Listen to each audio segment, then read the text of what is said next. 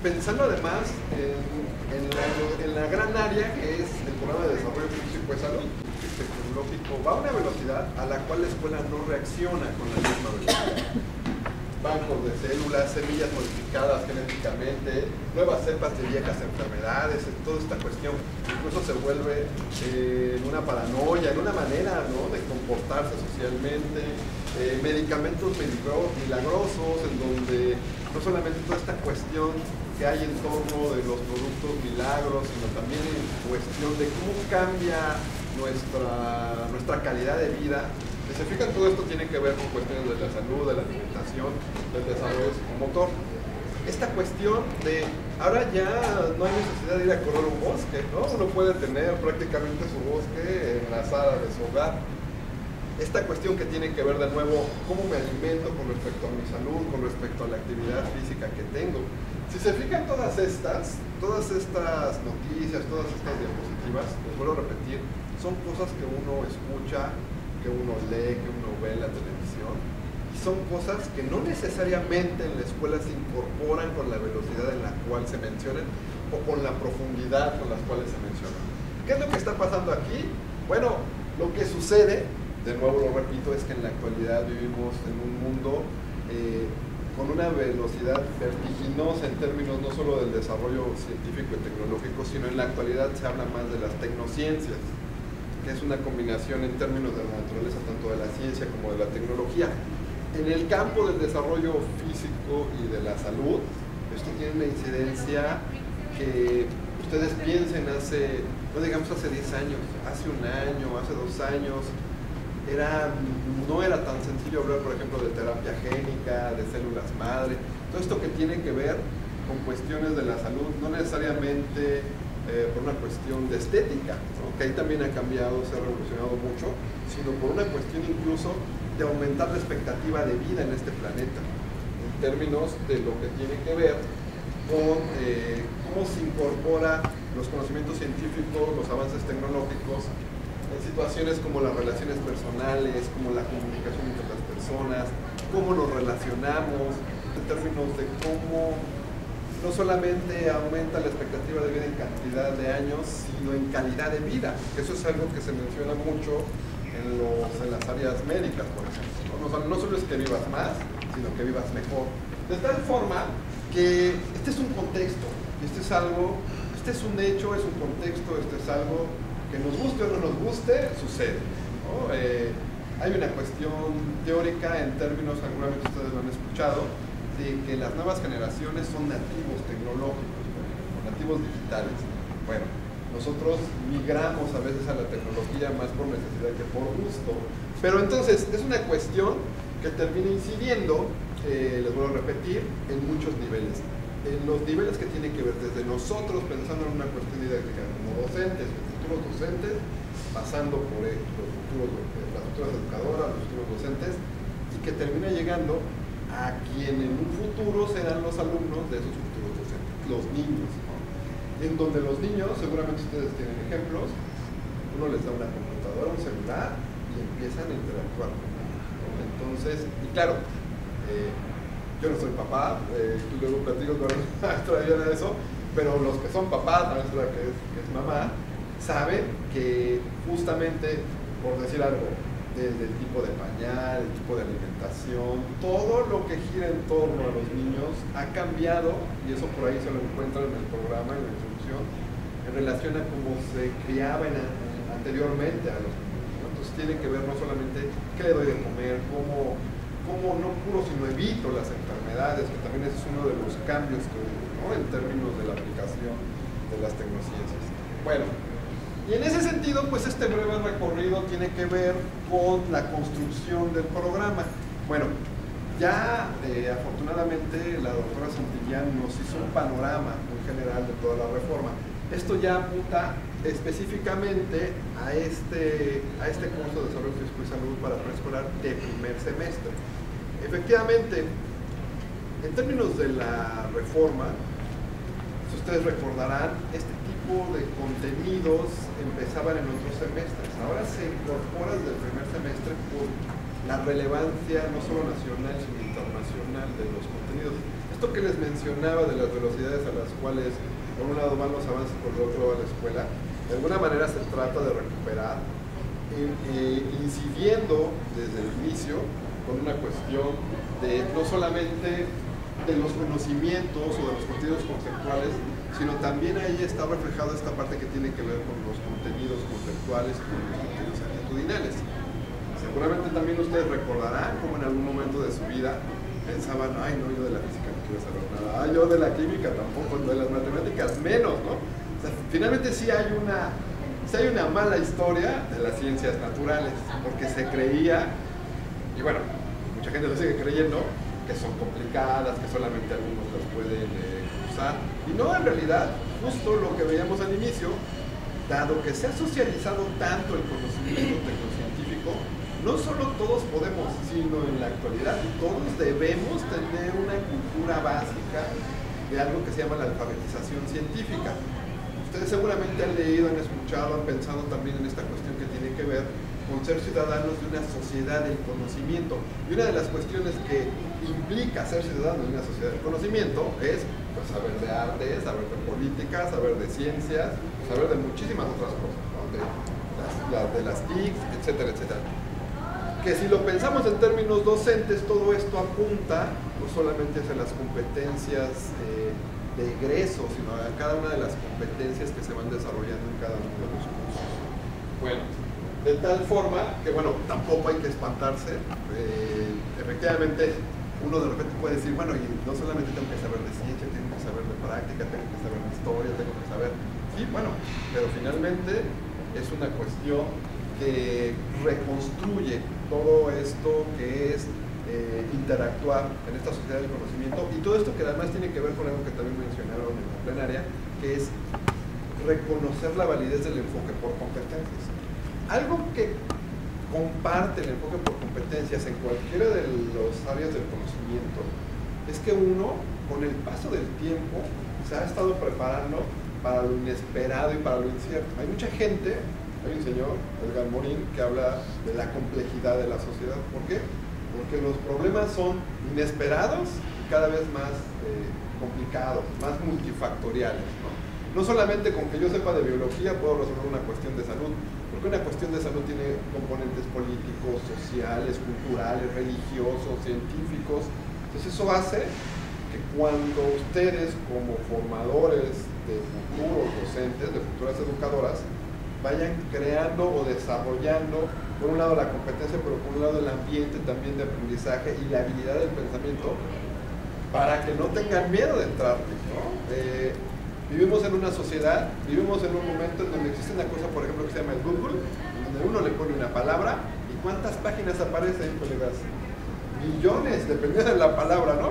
Pero el problema no es el acceso que yo tengo a la información, sino cuál es la información relevante en términos de mi formación profesional o en términos de mi contexto. Bueno, en ese sentido entonces, ¿qué es lo que debería de saber hacer y saber ser en términos de esta idea de lo que es un contenido, en términos de lo que se hereda también de la reforma de la educación básica de los profesores en ejercicio? Un futuro docente de educación básica, en este caso con nosotros de educación preescolar, sobre el desarrollo físico y salud, sobre estas temáticas que giran en torno a este. Bueno, pues entonces es utilizar los contenidos como pretexto, por un lado, para incorporar algo que es la naturaleza de la ciencia, que básicamente es responder preguntas como ¿qué es la ciencia?, ¿cómo trabaja la ciencia?, ¿cómo avanza la ciencia? Y por el otro lado, como pretexto para desarrollar algo que es, permítanme hacer la analogía, como parte de una hija o una sobrina de la gran familia de las competencias, que es la competencia científica. Hay unas competencias, ustedes seguramente han escuchado, han leído, han reflexionado, han discutido. La idea de competencia es una idea polisémica. Bueno, diferentes escuelas, autores o tendencias van haciendo diferentes clasificaciones también con respecto a diferentes áreas de conocimiento. Esta asignatura, este curso está incrustado en una cuestión de una lógica de un pensamiento científico, y de ahí que se apele a la idea de la competencia científica. Bueno, ¿cuál es el referente teórico? El referente teórico de esta competencia científica es lo que construye intelectualmente el examen internacional físico. Lo que en términos de internacionalmente se evalúa como los contenidos de ciencia, de matemáticas y de español.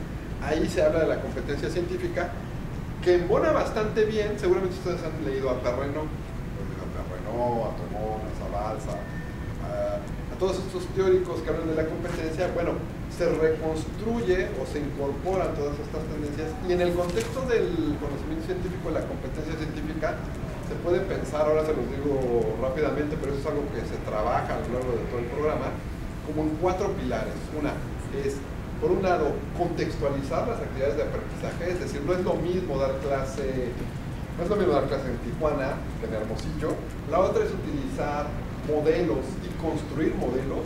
Digamos que la particularidad de los modelos científicos es de que tienen un poder, por un lado, explicativo, que ayudan a explicar por qué sale el sol, por qué llueve, por qué aparece un arcoíris, por qué una medicina me sirve para esto y otra no. Pero además, algo que hace poderoso al pensamiento científico, tienen una calidad predictiva. Y cuando dejan de predecir los modelos científicos, cuando dejan de tener ese poder, no se hacen bolita y se tiran a la basura, evolucionan, cambian. Caso concreto, ustedes piensen en sus conocimientos de ciencia, de biología, química o física separado, pero combinando muchos modelos se construyen teorías. La teoría de la evolución, los modelos ácido-base, la mecánica clásica, la mecánica cuántica, todos esos son modelos que cuando querían explicar o predecir diferentes niveles de representación o de presentación de los modelos, se van modificando. Bueno, eso no pasa con otros tipos de pensamiento. Ahora, es muy importante, maestros, reconocer que el pensamiento científico es uno de muchos pensamientos de este planeta, no solo de este planeta, que ni siquiera es el único ni el mejor. Lo que sucede es de que es muy cierto que más nos valdría como sociedad resolver algunos tipos de problemas con este pensamiento que con otro. Fíjense cómo, les vuelvo a repetir, el pensamiento científico, el resumen es, no es ni el único, no es ni el mejor, pero hay algunos problemas que de verdad sí vale la pena utilizar el pensamiento científico para resolverlos, más que utilizar otras lógicas, otros pensamientos. Y en ese sentido, bueno, si se fijan, no solamente tiene que ver con una cuestión conceptual. Por un lado, se puede entrar, por ejemplo, ¿qué es una vacuna? ¿Qué es una medicina? En términos de, sí, pero ¿y qué tiene que ver eso con desarrollar una cuestión procedimental? ¿O qué tiene que ver con eso con desarrollar también una parte del contenido actitudinal, con el contenido axiológico? Porque finalmente eso es algo que también hace diverso, complejo e inesperado a los problemas. Que no solo hay un componente de si es o no es, o qué significa que sea, sino cómo se incrusta dentro de las dinámicas sociales. ¿Cuál es la implicación en términos de lo que hace unos meses, justamente por el aniversario de los 60 años de la CEP, invitaron a Perrenot allá al DEF, y él mencionaba que ahora ya no se habla de resolver un problema, sino en realidad de resolver muchos problemas. Y eso es algo que los docentes lo sabemos. Todos aquellos que damos clase sabemos que en un día común, ¿cuántos problemas resuelven nuestros? Pónganle un número. ¿Cuánto les gusta? 15. ¿Y de qué tipo? ¿Todos son de tipo conceptual? Pues resulta que no. Uno como maestro es consejero sentimental, consejero administrativo, económico, da uno clases de desarrollo físico y salud, de observación.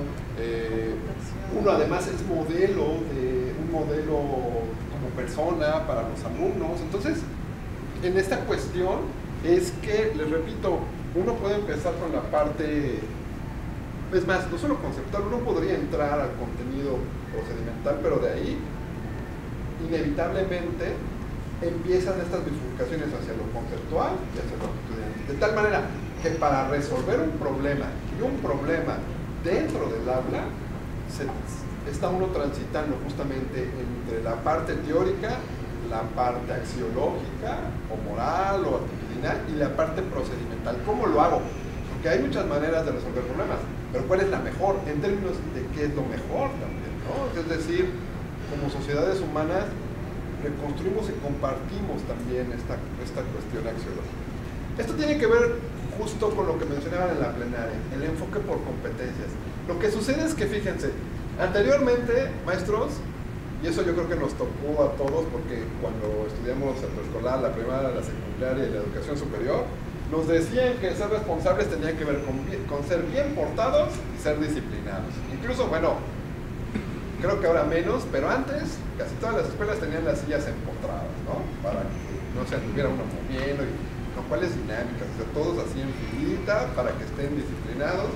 Y bueno, yo todavía fui en una primaria en donde, pues, en los diferentes años, pues pasaba desde una maestra que nos aventaba el borrador hasta que te pegaba el chicle en el copete, ¿no? Por si no te portabas. Actualmente, la responsabilidad se asocia con tener iniciativa, pero iniciativa informada. O sea, si hay un cambio ya, es decir, uno, entre comillas, puede ser indisciplinado, pero porque está informado de algo. Y hay así varias. Anteriormente, ser experto se relacionaba directamente con la experiencia. Y esto es algo además histórico en términos de las construcciones de los conjuntos sociales, ¿no? Es decir, ¿quién era el patriarca, la matriarca? Pues quien tenía más experiencia. Pero en la actualidad, colegas, y mucho más en términos de una cuestión de docencia, ¿quiénes son los expertos? Ustedes. ¿Por qué? Porque se la pasan todos los días resolviendo, ¿cuántos, maestra? ¿15? Pues no 15, 30, 28 problemas. Pero ojo, que eso tiene que ver con el enfoque por competencias. Yo en un día me la puedo resolver 60 problemas, pero ustedes con su experiencia, al siguiente día, el que yo haya resuelto 60 problemas un día, ¿me garantiza que al siguiente día yo pueda resolver uno? ¿Ustedes qué creen? Sí. ¿Sí? ¿Qué tendría que pasar para que fuera que sí, maestra? ¿O en qué estaba pensando? Bueno, porque uno va aprendiendo y a ir resolviendo las situaciones. Entonces uno va tomando experiencia. El siguiente día se me presenta otra situación y bueno, tengo la posibilidad de hacer algo diferente. Bueno, eso es muy cierto. Pero resulta ser, y entonces les reformulo la pregunta de otra forma, que casi nunca los problemas son parecidos, ¿no? Bueno, comparten cosas. Pero pongo un ejemplo de la escuela. ¿Cómo nuestros alumnos de repente nos preguntan dudas de un tema, de un mismo tema? Nos lo preguntan de diferente manera. ¿Por qué? Porque aprendemos de diferente forma. Un poco, es muy cierto lo que dice la maestra. La experiencia, por supuesto que uno no se duerme y se le olvida todo lo que ha vivido en su vida, ¿no? Pero por el otro lado, hay situaciones semejantes que se problematizan de diferente manera dependiendo de cómo, de quién los construye.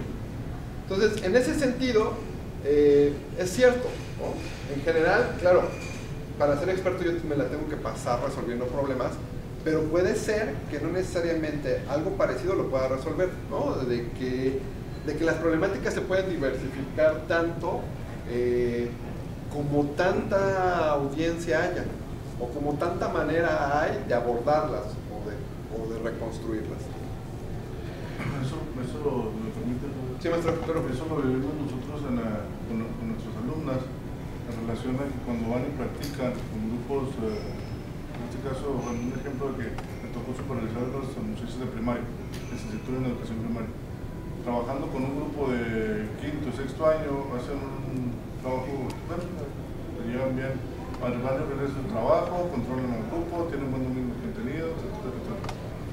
Luego se ponen como reto el trabajar con grupos inferiores, y para ellas, al ver el trabajo con grupos inferiores, opinan de que para ellas va a ser más fácil, por el hecho de que controlaron a los niños de cierta edad, 11, 12 años, van a controlar más fácilmente a unos niños de 8 o 9 años.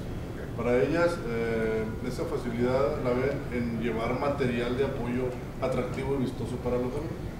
Cuando llegan y se presentan al trabajo, resulta que es totalmente diferente. Que aunque los alumnos de 8 o 9 años le realicen y le saquen adelante todo el trabajo, el control y el comportamiento es diferente.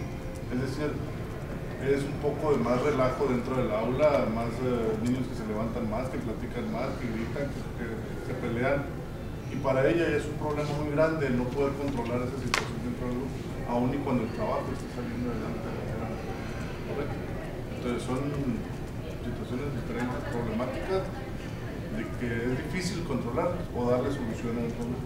Por eso es de que en el enfoque por competencias, les repito, conectando las dos aportaciones de los maestros, claro, por un lado hay una cuestión de la experiencia, por un lado hay una cuestión del conocimiento, por un lado hay una cuestión de yo saber los procedimientos, de saber la cuestión axiológica, valorar, pero también por otro lado tiene que ver con este otro. O sea, en algún momento nosotros pensamos que ya una vez que logramos la licenciatura, la maestría y el doctorado, ya la teníamos librada, ¿no? Una y para toda la vida. Pues no, resulta ser que ahora hay que formarse a lo largo de toda la vida, porque justo pasa esto que comentan los maestros, ¿no? O sea, puede que me funcionó este momento, puede que me funcionó todo este ciclo, pero al siguiente ciclo ya no empieza a funcionar. Entonces me tengo que seguir preparando, tengo que seguir leyendo, seguir compartiendo experiencias.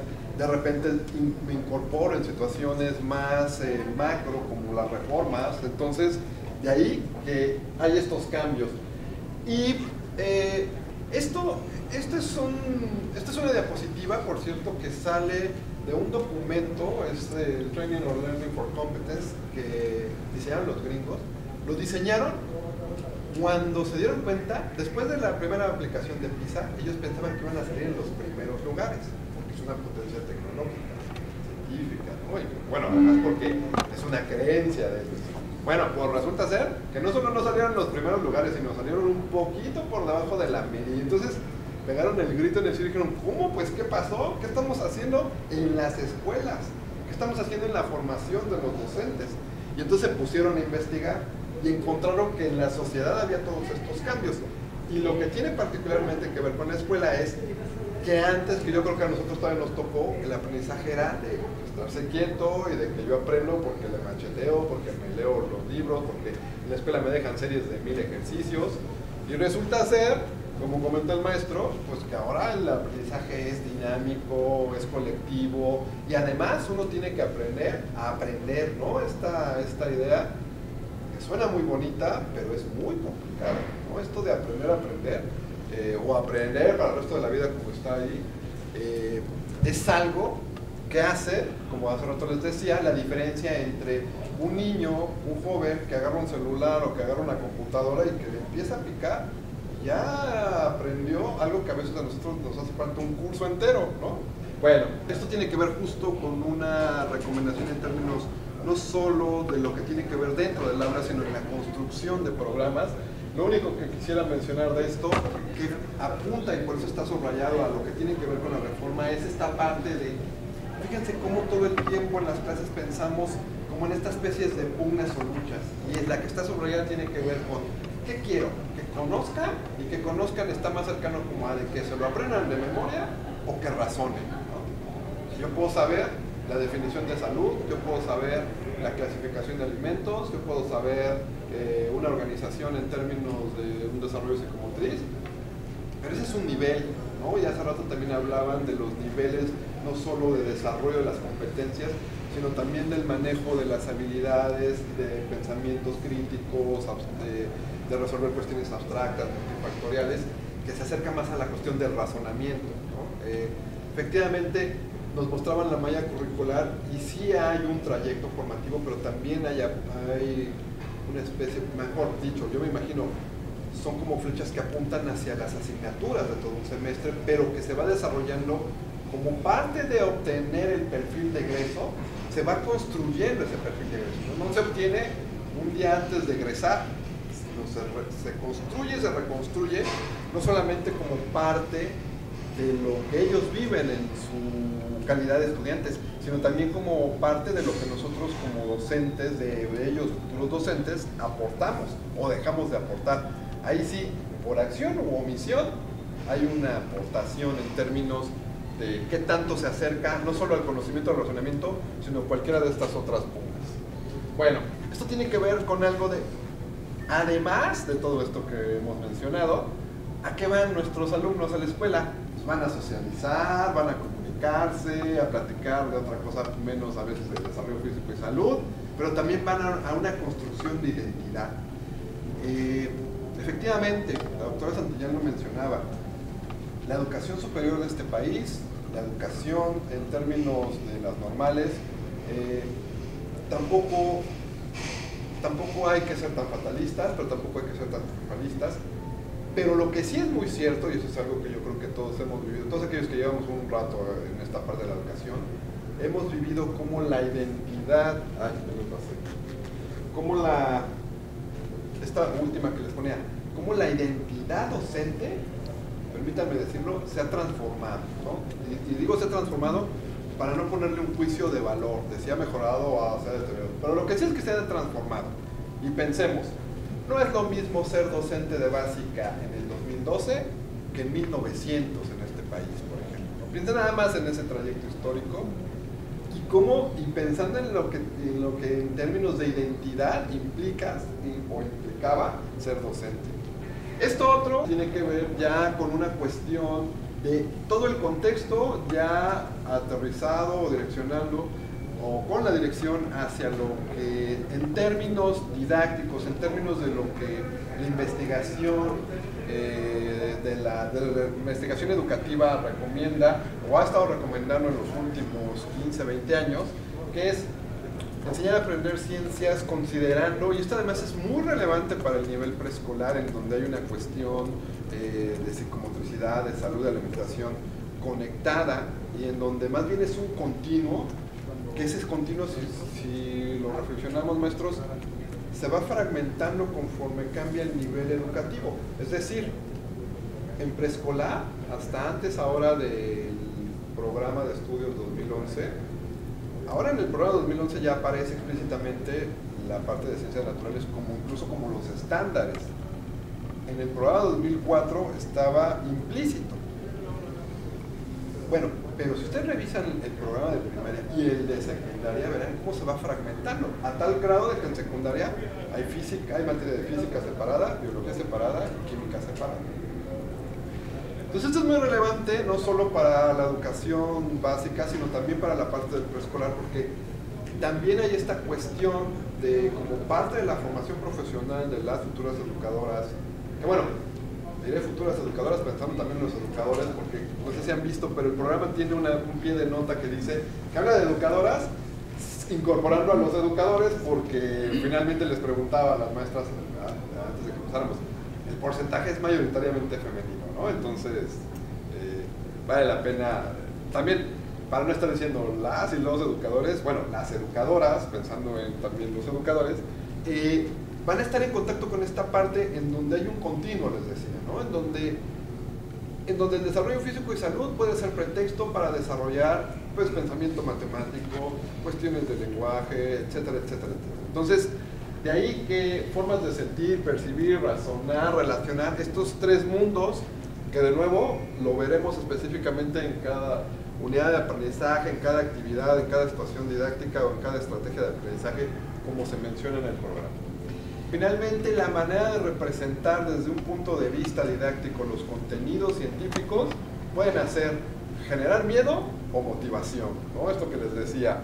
Y por otro lado, también tiene que ver con los modelos didácticos que utilizo. En la medida en la que el modelo sea más dinámico, y no solamente dinámico en términos como este que está temblando, sino de que permita tener una interacción cognitiva y en términos de no solo utilizar el modelo, sino modificarlo, se está acercando más a una complejidad propia de cada día, en términos no solo conceptuales, sino actitudinales.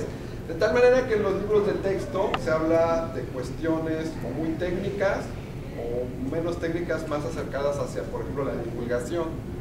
Pero también, ojo, yo aquí puedo en un libro de texto estar viendo que esos puntitos rojos significa que es oxígeno y que los grises son carbono y que los blancos son hidrógeno, pero eso no quiere decir que en la naturaleza los átomos de carbono sean de ese color y los de hidrógeno de este otro y los de oxígeno de este otro. Es una manera didáctica de representarlo con una intención didáctica.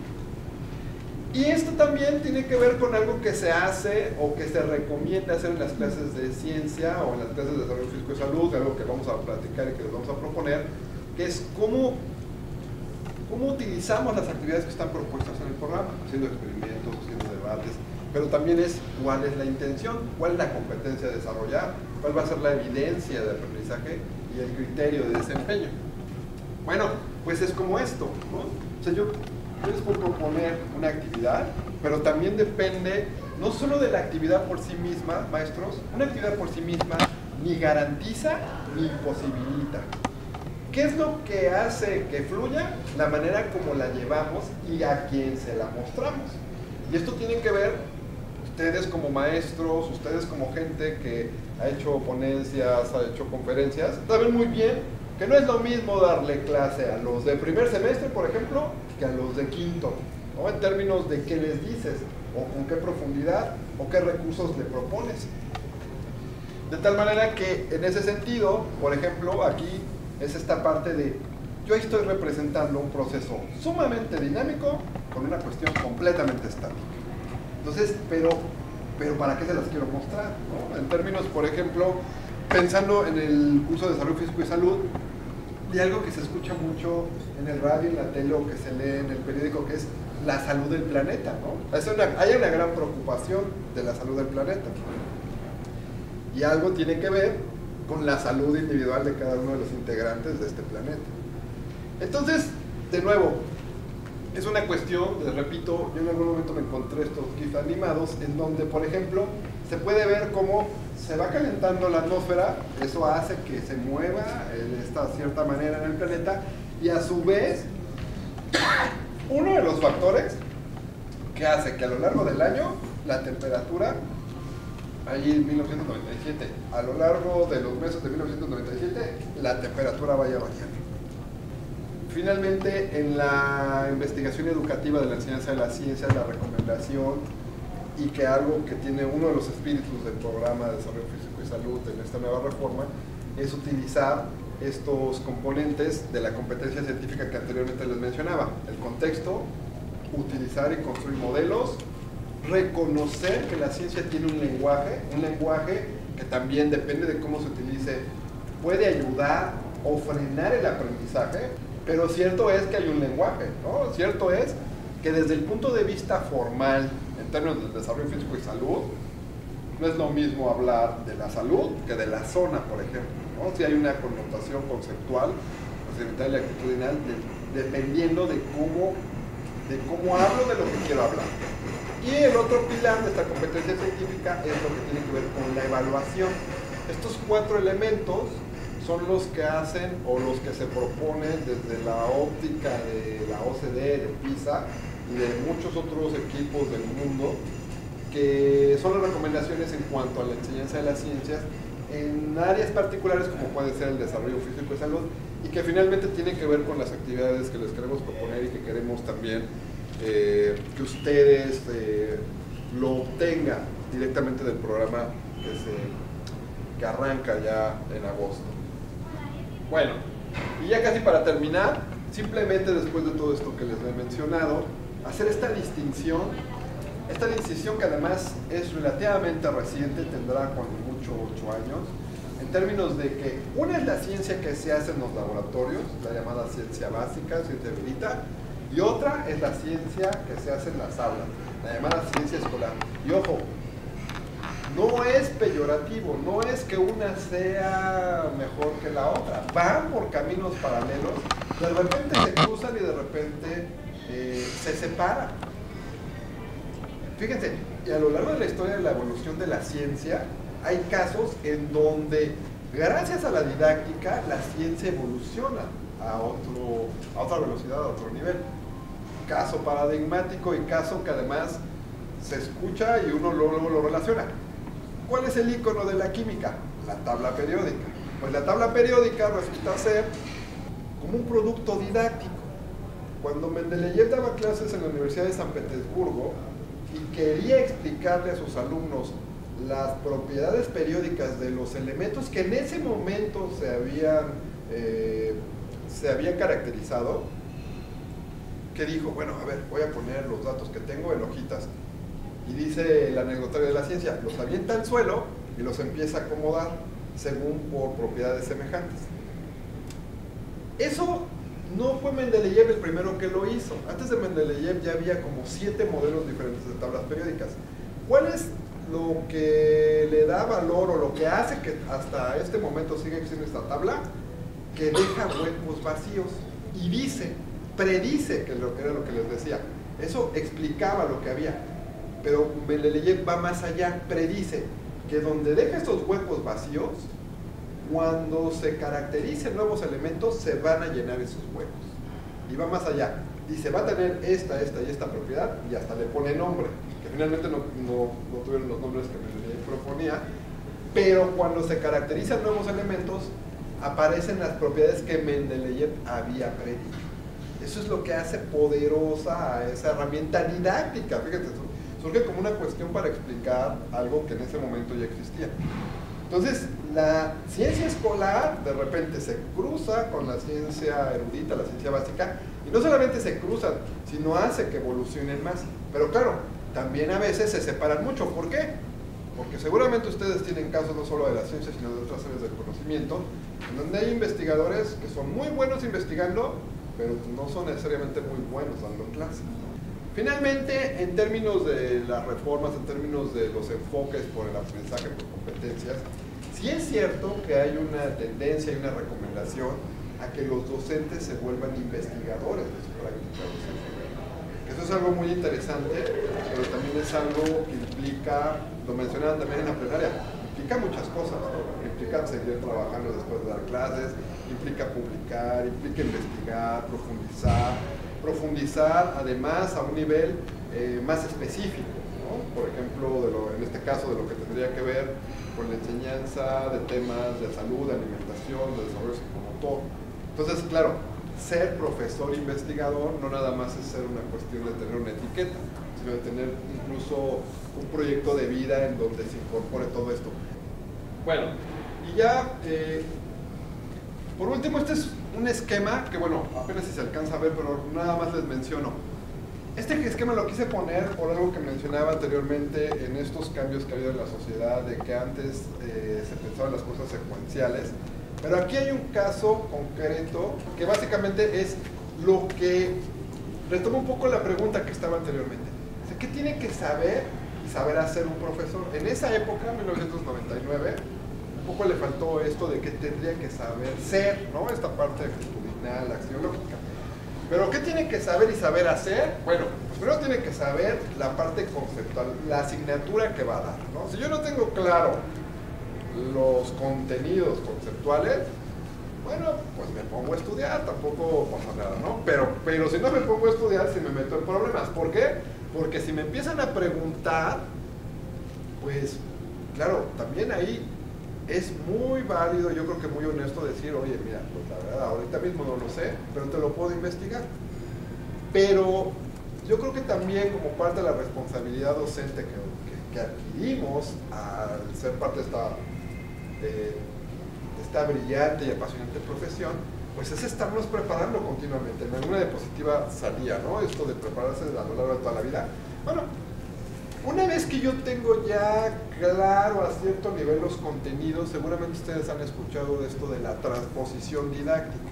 O sea, yo tengo un contenido a un nivel y lo comparto de manera didáctica a través de este proceso que es, yo puedo, permítanme la expresión, manipular o manosear el contenido para que didácticamente sea no solamente conceptual, sino afectivamente amigable, ¿no?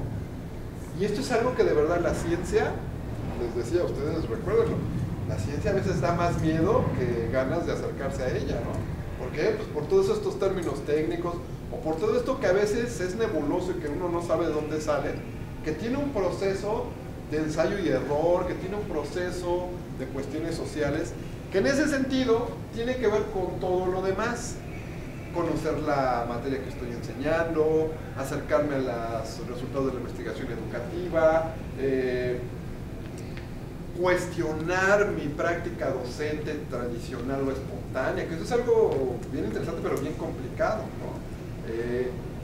De verdad yo preguntarme, bueno, ¿cómo estoy dando la clase? ¿O qué puedo hacer para mejorar mi clase? Les decía hace rato, uno no solamente interacciona con los demás, uno interacciona con uno mismo y luego es lo más complicado interaccionar con uno mismo, porque es muy fácil decir, no, pues ahora sí ya voy a dar una clase diferente. Y de repente uno se graba y se ve dando clase y resulta que se ha seguido dando clase cuando yo creí que había cambiado. Entonces, bueno, son 8 puntos que se recomiendan que tienen que ver con algo que vamos a platicar aquí de manera específica, de tal manera que, bueno, de cualquier manera les repito, si hay algún interés específico lo podemos tratar, o incluso con mucho gusto también les podemos compartir información particularmente de cada uno de estos puntos. Ya para empezar a las actividades, nada más les queremos mostrar este esquema. La construcción del curso de alguna manera tiene una flecha que direcciona. De ahí que tenga el encabezado. Esa flecha que direcciona, maestros, tiene un espíritu. ¿Cuál? Bueno, pues el desarrollo de las competencias del perfil de egreso al que contribuye ese curso. Que esto tiene que ver con lo que veíamos en la plenaria, que también yo mencionaba un poco, que es este curso abona, aporta a este perfil de egreso. Pero ese perfil de egreso, les decía, no se obtiene un día antes de obtener el título. Se va construyendo, se va reconstruyendo. Yo incluso pienso que se va destruyendo, ¿no? O sea, esto que decían para aprender hay que desaprender, que luego eso es lo más difícil, ¿no? Desaprender algo que uno ha hecho durante tantos años. Para aprender algo, uno de verdad que debería decir, bueno, ya no lo voy a hacer así o ya no voy a creer en eso, que eso es una parte complicada.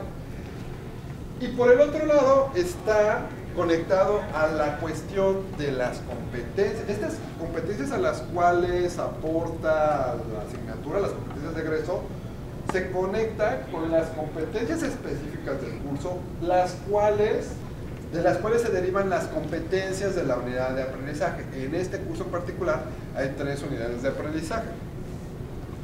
Y a partir de ahí, bueno, está organizado de esa manera gráficamente, pero es una manera más, como les decía, para platicárselos. Ya ahorita que interactuemos con el programa verán también, yo lo que les queremos comentar es cómo utilizar la estructura que tiene el programa. Aquí es una cuestión como informativa. De este conjunto de competencias y de relación entre ellas se construyen las unidades de aprendizaje que considera la evidencia de aprendizaje, el criterio de desempeño de esa evidencia, la actividad de aprendizaje, los contenidos y los recursos. De tal manera, maestros, que una evidencia de aprendizaje apunta de forma explícita, directa y concreta a un criterio de desempeño, y las actividades de aprendizaje apuntan de manera directa, concreta, hacia la evidencia de aprendizaje. Por cuestiones de la herramienta, en este caso el PowerPoint, las flechitas fueron saliendo en una secuencia. Eso no quiere decir que tenga que ser esa secuencia. De hecho, en realidad, en la actividad de aprendizaje, ¿qué es lo que se hace? Al mismo tiempo se va construyendo la evidencia y la actividad de aprendizaje no está en el aire, no está en abstracto, está apuntando a un contenido. Y ese contenido apunta de manera implícita y en ciertos porcentajes a la parte conceptual, a la parte procedimental y a la parte actitudinal, ¿no? Fíjense cómo hay cuestiones entre líneas, cuestiones implícitas, que la intención también es que ustedes tengan esta creatividad de, dependiendo de cómo es el grupo, modificar esos porcentajes, ¿no? Es decir, un contenido, una actividad de aprendizaje que apunta a un contenido, dependiendo del grupo, dependiendo del contexto, dependiendo de cómo ustedes vayan haciendo una planeación, que eso es algo que vamos a hacer a lo largo de estos días para después compartirlas, compartirlas a través también de una discusión constructiva, de una evaluación, de una coevaluación, ver cómo, les repito, una misma actividad puede estar apuntando a contenidos en diferentes porcentajes. Bueno, de tal manera que este esquema me lo encontré hace poquito en el internet, pero este esquema lo he visto de diferentes formas en libros, incluso de los 80s. De tal manera que la idea, si se fijan, y que bueno, los porcentajes varían según la fuente, pero lo que sí no varía o es común, es que esta parte del aprendizaje tiene que ver con hacerlo, yo decirlo. O sea, sí, claro, leo, escucho, veo, forma parte de la formación, de aprender, decirlo, ¿no? Pasar a exponer, preparar una clase. Pero cuando uno hace las cosas, es cuando los anglosajones dicen que es el insight, ¿no? O lo que en México decimos, pues que te cae el 20. O sea, ya cuando estás diciendo, ay, es que no era tan fácil como yo creía. O cuando dices, ahora ya entiendo, ¿no? No sé, seguramente les ha pasado. Uno da la clase varios semestres y dando la clase uno se está escuchando. Y es cuando uno dice, de repente, yo ahora entiendo por qué esto y esto. Pero uno lo está reflexionando a otro nivel porque se lo estás dando a tus alumnos en otro nivel en términos didácticos, ¿no? Hablando. No porque, no me refiero a una cuestión de nuevo despectiva, ¿no? Lo que sí es de que, les vuelvo a poner otro caso concreto. Si uno le recomienda a una alumna, a una educadora, un libro que se recomienda en sexto semestre, cuando ella está en primero, pues la voy a meter en aprietos, inevitablemente. Entonces, a ese tipo de cambios de nivel, ¿no? Y también a ese tipo de cambios de reflexión me refiero cuando uno se escucha a uno mismo, y cuando uno dice, ahora que lo estoy haciendo, ahora que estoy haciendo la actividad, esto que comenta el maestro, ¿no? Pues valiosísimo. Esto que las alumnas le dijeron de, no, sí, por favor, así llévenos con uno de preescolar, porque con estos de secundaria ya la libramos. Sí, pero llegan a los de preescolar, y ahí es cuando dicen, ay, pues ya lo están haciendo, y dicen, no, pues estos son más pícaros, no se están quietos que los de secundaria, ¿no? Bueno, pues de tal manera que, pues les agradezco su paciencia, les agradezco su atención.